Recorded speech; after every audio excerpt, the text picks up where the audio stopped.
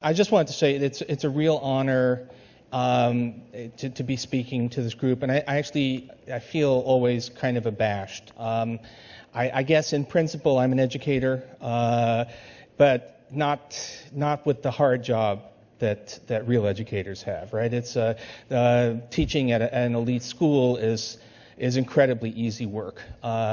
Sometimes I have nightmares when I actually dream that I'm a junior high school teacher and wake up in a cold sweat because I understand just how incredibly hard that is and how much it deserves to be and is not sufficiently honored by our society. I do want to talk a few themes about where we are right now. Obviously, certainly I spend most of my time now worrying about this incredible economic mess we've gotten into. I almost actually feel that's the wrong word. It's a mess. Certainly, it's a snafu. It's a screw up, but it's one that has enormous human consequences. What came out of the 70s and what has defined the way we remember the 70s wrongly is, well, call it Reaganism, which is first and foremost the notion that government is always the problem, never the solution, and that big government is the issue. It's not too far off to say that state and local government is a school district with a police department. That if you ask, and if you want to think, when we talk about public workers, those armies of bureaucrats don't exist. They are, if you want to think, what does it mean to talk about a public worker? The answer is basically it's a teacher. That's who you should be thinking of.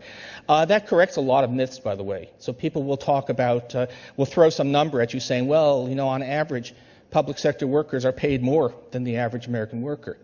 Well, that's because public sector workers are basically teachers with a lot of education who are paid less than workers with comparable levels of education in the private sector. This is not, there is no, right? There is this notion is all wrong.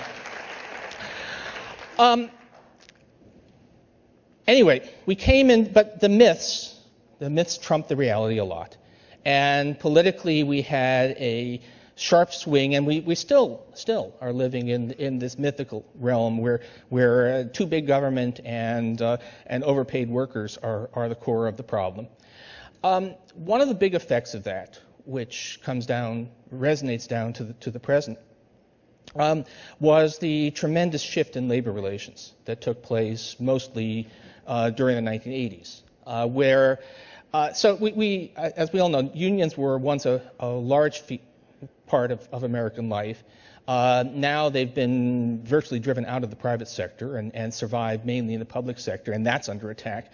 And a lot of people talk of it as if, well, that's what had to happen, right? The world changed. It's the 21st century. People who say that we can't have effective collective bargaining, we can't have organizations representing workers and compete in the world economy, should look around a bit. One of the funnier things has been the way that a number of American conservatives have discovered that they love Germany.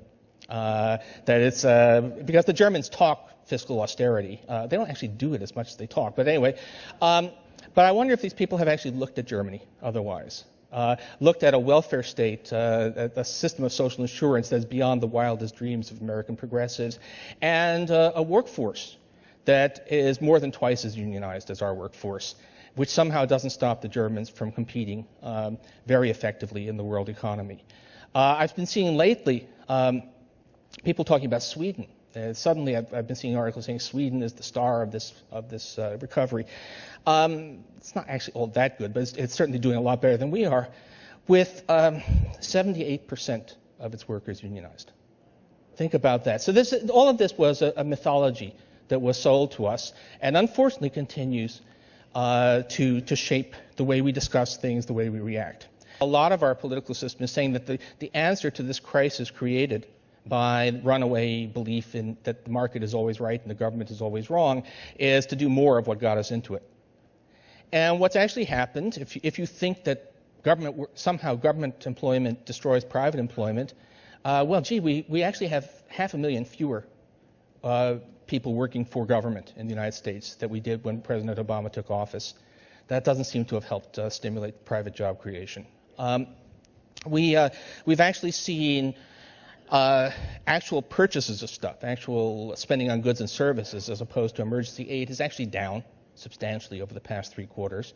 Seems to be associated with the economy slowing. You know, basically, we've spent most of the past year doing exactly what the people who say that less government, less intervention is what we need. We've spent the past 9 to 12 months doing exactly that, not so deliberately, but in practice, and it's actually making things worse, of course. We're actually losing the future pretty fast with all of this. Both the downgrading, the harm being done to basic public services, above all education, and the fact that mass unemployment is a terrible thing for almost everybody. This is where I'm supposed to end with an upbeat note. I'm obviously not happy. I certainly appreciate the political constraints under which the president operates. I do wish he would not so often actually echo the talking points of the other side.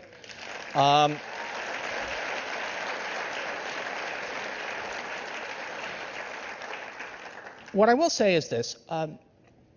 I got seriously involved in tracking politics. Well, I've been writing for the Times for 11 years, and for almost from day one, it turned out it was a very intense and very frustrating political environment. But the thing I guess I've learned is that the story is never over. That there are always second chances. Also, always second chances to lose as well. A lot of us thought that November 2008 was a turning point, which turns out not to have been. But a lot of people thought that November 2004 was the end of any progressive ideals, and that wasn't true either. So we keep on plugging, keep on pushing for the right thing, and hope that over time we can actually turn this thing around and remember what this country is supposed to be about. Thank you. We will be sitting over there, and we will be viewing your questions and comments throughout the session, and we'll be selecting some of them to be answered.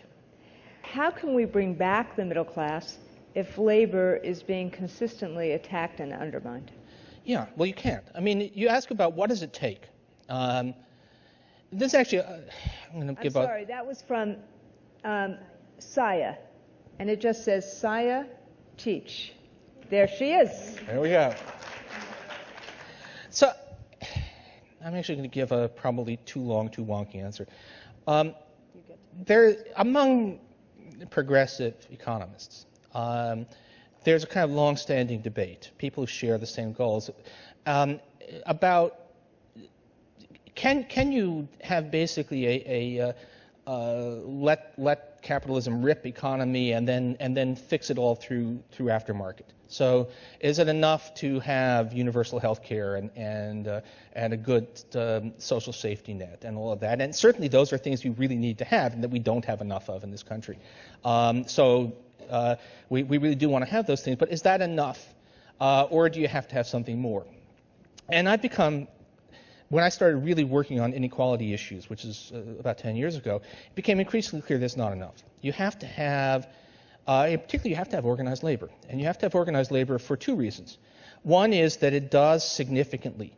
The history is that having a significant part of the workforce able to bargain collectively does mean higher wages for lower and middle income workers. It does, and not just for those who are in the unions, but for those who sort of benefit from the umbrella that they spread. And also because it provides a political counterweight, which is part of what Randy read from a column, that without some effective group that can counter the power of big money in politics, you don't manage to sustain a decent safety net. So the answer is no. We need to get back to the kind of middle class society we once were, and we're becoming less and less of. We need to do the same things that built this middle class, which was what happened in the 30s and 40s when we got ourselves a representation of labor in the process, and we got ourselves also the birth of the safety net. I mean, there's a reason a lot of us hark back to FDR, because that was the way you do it, and it's still the way you do it, and even in the 21st century. This is from Alex in New York City. Is Alex here? There he is. Stand up. Hi there. You don't want to stand up? All right. Okay, Alex doesn't want to stand up. Someone who's shy from New York City. Yeah. Can you speak about how the emphasis on testing and the narrowing of the curriculum at the expense of the arts, science, and the humanities can affect our national economy and our place globally? I think what's happening is that people want to run education like a business, and so they want. You can't quite. You can't quite turn every classroom into a profit center, but you start looking for these, measurable metrics, and we're going to try and do it. And it doesn't work that way. And actually, by and large, doesn't work that way very well even in business. But it certainly doesn't work for education.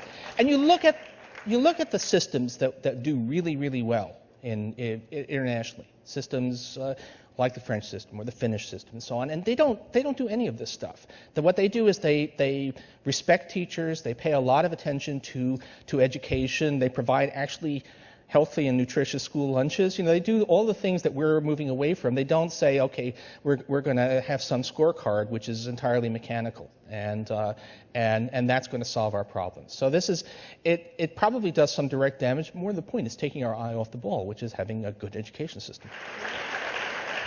So,